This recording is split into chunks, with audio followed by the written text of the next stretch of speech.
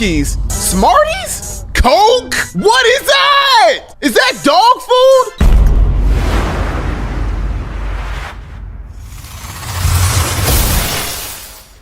All right, y'all. So 2 years ago, I used to talk to this girl that I actually wanted to take serious and be in a relationship with after getting to know her for about like 5 months. We're not gonna use her real name. We're gonna call her Erica. In my mind, I felt like she was perfect. 9.9 out of 10. Deliciosa. Like, she checked off almost all my boxes. I left out that last point to make it 10 because even though I thought she was sent from heaven, crafted for me and me only, there was one thing that she started to do and refused to stop doing that was a deal breaker for me. Personally, I feel like everybody should have deal breakers when it comes to relationships. The one thing that crosses the lines of your morals, standards, values, and makes you go, no, we can't be together. Let me explain.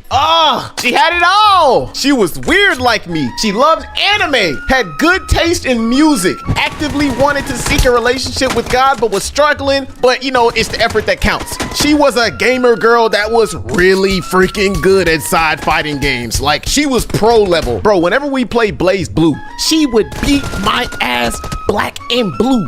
She beat me at Street Fighter so bad one time, I called my doctor and asked him why the hell he brought me into this world. She had a sense of humor, could take a joke. She was goofy. She used critical thinking skills, was feminine, worked out 4 days a week, had flaws, but embraced them and was willing to heal from her trauma. Never wore makeup. She was strictly dickly, a vegan. She was down to earth, patient, loyal, and a hustler. Get to the money. She looked finger licking good. I ain't gonna lie, she had a little duke. I prefer a donk, but it's okay because she had a cute face, so I let it slide. Where I'm from, we call little booties dukes and big booties donks. Anywho, I could keep going all day about all the boxes she checked off because it's as if I found my dream girl at the time. All while my ass can't even get past the first few criteria on somebody's dream guy list. I don't know why she wanted me, and I don't care. Now, Erica was open and honest about everything, but she was hard-headed, which is fine. But little did I know that would be the one thing that started our fallout from each other. Literally the day before I was gonna make her my girl, she hit me up and was like, hey, my car's in the shop. Can you take me to Oliver's house so I can get high? They're trying something new. I'm like, a new strand of gas? She like, yeah, you could say that. Mind you, I've known Oliver since I was in elementary school. Bro is a hippie to this day that gets high 25/8 and does the most outlandish stuff that most people would call white people shit. He lived with his adopted mom and biological brother at the time, who were both dysfunctional as hell. So every time we went over there, some crazy shit happened. I felt like I was in a movie half of the time. I pick her up, we get there. The first thing I see that sets me off was a swole ass bulldog behind the gate staring at me. I instantly take off to the car. Oh man, Devontae, you scared of dog? I'm black. We see dog, we run. Erica like, don't worry, they gonna put Rocky back in his cage when we get inside. I'm like, they bought a dog? What they feed that thing? Horses? Nigga look like he boxed Mike Tyson on the weekends. Erica like, man, come on. We get inside and as usual, his mama offers me one of them nasty ass bananas that's been sitting there on the fridge for weeks. On the banana, baby? Nah, grandma, I'm good. You can go ahead. Eat the damn banana. No, ma'am. I'm good, grandma. I don't want a banana. Why you ask for it? I didn't ask for it. Mello, let's go to the back.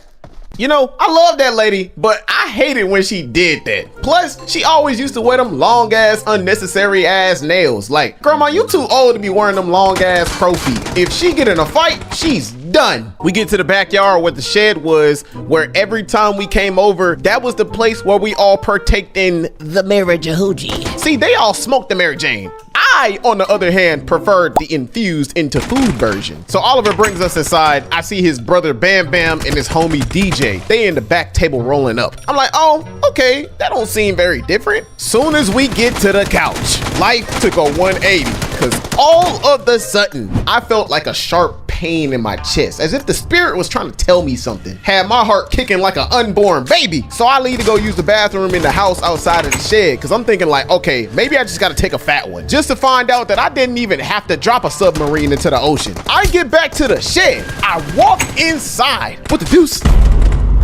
Takis? Smarties? Coke? What is that? Is that dog food? Yo, Rocky is punching the air right now.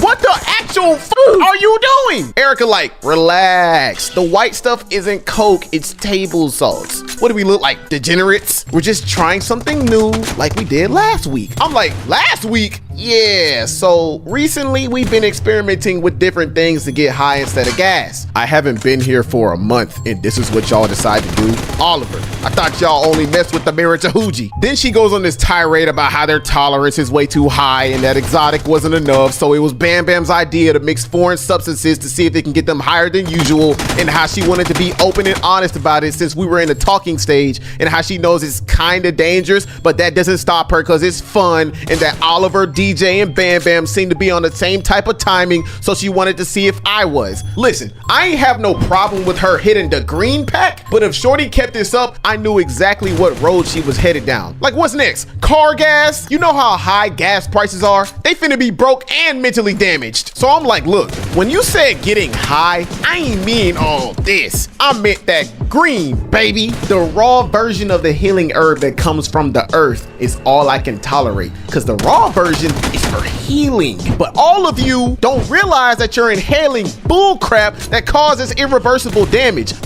Look at y'all, dog food? That's crazy. You know what? I don't care. I'm standing 10 toes, chest high. Oliver, Bam Bam, DJ, I know I can't convince y'all to stop, but as for you, Erica, if you gonna be doing stuff like this, then we can't be together.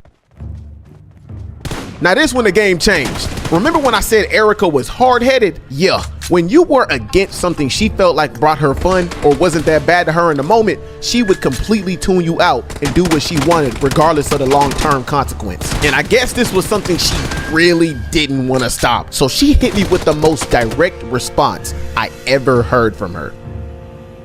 Okay, bye.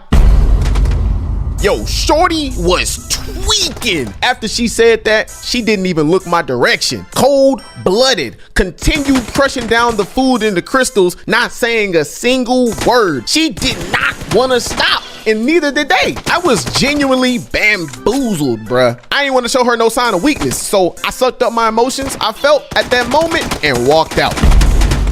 Bam Bam, Oliver, and DJ sat there like, damn, even though this was not their problem nor their concern. Like, she grown, she can do what she wants, but I personally don't want my girl doing something like this because I know the long-term effect it'll have on her. Because I've had habits in the past that turned into addictions. I know how it's gonna get. It ain't no different than not wanting your little brother to get caught up in the streets because it'll lead to either death or jail. In conclusion, it's a deal breaker for me. But you know what's crazy? Funny enough, I get back to my dorm, ready to go to sleep. You know, I got my Boys to Men ready in my headphones because, you know, I actually cared about Shorty. At 2:30 a.m., I get a text.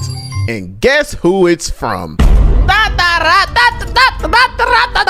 Count Cracula. She like, I'm sorry for saying that. So you just gonna leave? It's that easy? I ain't even care about her being cold-blooded at that point. I just cared about her well-being. So I reply like, are you gonna stop? 5 whole minutes pass by. She like, I don't know about that. Take care. So we parted ways after. This is why I don't rush into relationships. I want to get to know at least the basis of somebody first. Every time I went to Oliver's house after and she was there, it was awkward. And as for Rocky, still punching that air.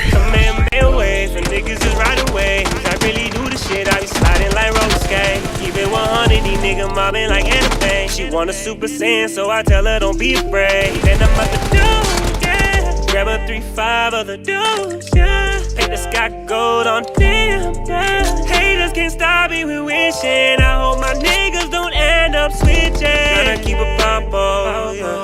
Put a red ribbon on me, fly away on them bus, yeah. Headed up the commies, I need me a bag full of senso to get me back started. You don't even know what I've been through. This train is hyperbolic. Team victory.